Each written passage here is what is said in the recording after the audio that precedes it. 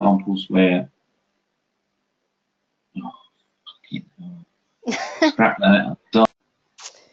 Welcome to this GOGA Learning session led by Simon Tanner from Wavehill and focus on supporting disabled and non-disabled people being active together. Simon, what are some of the standout approaches that partners have used to support disabled and non-disabled people to be active together through GOGA? I think this is one of the areas where some projects have faced some particular challenges to kind of understand partly what active together means, and also how you then translate that into some of the particular community settings where activities are taking place to drive that forward. So after you've built those relationships to establish those links with local community groups to enable to set the activities up, I think some of the key ways that we've seen across the evaluation evidence that we've heard from people and interviews that we've had, and equally some of the insights that we've gained from looking at some of the quarterly reports that people have been putting in. There's a number of areas where I think some very simple approaches can be adopted that kind of brings the active together element of GOGA into reality. And in actual fact, in the examples we've seen, I think it's actually not too far removed from a lot of what people are doing. I think it's just thinking about it in a slightly different way. So some of the ways in which you can bring that active together element into your GOGA work are very much at one level is looking at ways in which you can actually target families rather than individuals. Often, particularly within physical activity projects, what we tend to focus upon is just an individual or a group of individuals that we're looking to pick up because they fit into a certain target group. But then we don't always look beyond that individual to their family or carers or others that are involved in their care to perhaps bring those individuals in to those activities that we're then running. So the first point is very much about, when you're looking at this, creating active together groups is very much about targeting those families, the carers, and those who they care for. Specifically in terms of GOGA and looking at those organisations working with people with disabilities, certainly we've seen some success in terms where localities are making particular links with disability organisations to help create a referral route into your project. But then also what we've identified particularly is that there are many disability organisations that don't always have a very strong focus on physical activity. So it's always seen as something that is an additional element to something that they might do. And that's particularly where your expertise comes in, I think. Your specialist physical activity organisations, yes, working with people with disabilities, but you provide a conduit for those specific disability organisations to then access some of the physical activity that you're providing. And if we go back to sort of some of the other stuff that we've seen on, we talked about previously, it's very much about building the social dimension and then bringing in the physical activity later on.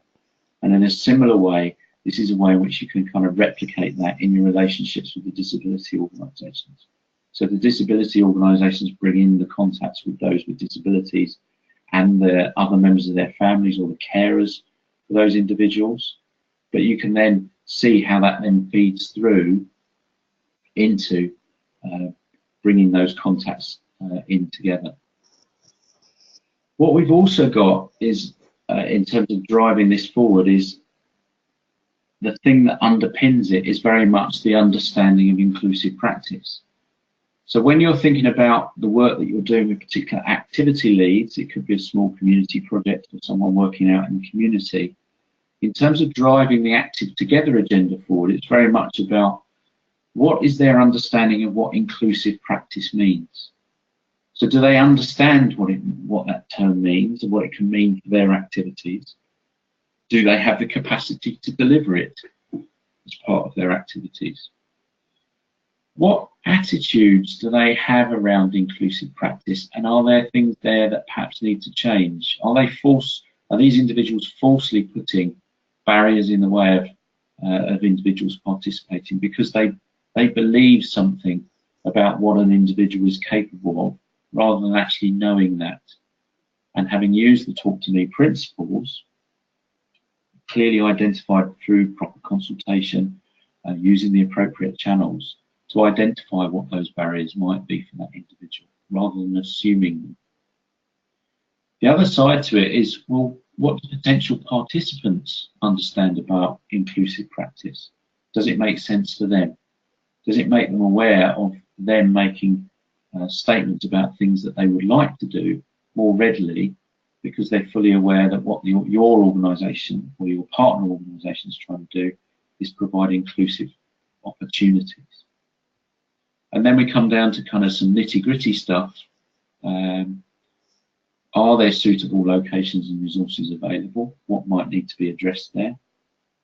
And equally, it's looking at some of the existing examples. There are many examples out there, particularly in some of your local communities, particularly through those contacts with disability organisations, where there are some organisations very close to delivering this inclusive practice.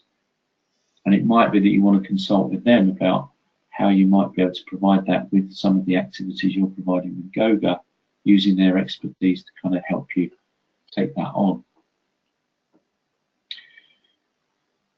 What we are seeing, though, is that there is a positive trend on this. The focus on being active together, in terms of the activity reports that we receive from you, shows that the active together approach, disabled and non-disabled groups being active together, is more prominent. And we see that there's over 200 activities with an explicit focus on this under the GOGA banner. And in terms of driving this forward and seeing how you might then review those aspects to drive forward that in the future, I think it's worth having a look at those closure forms that we're asking you to complete. We've put those together so it gives the evaluation a perspective on what's happening around active together and the makeup of groups. But again, it could provide a really useful insight for your own planning and review work and your own project management to identify what the pattern is looking like in terms of active together. So that, again, being analytical about that, you can identify, well, what have we achieved as opposed to the things that we haven't been able to. What kinds of things do we think talking to activity leads has got in the way of doing that?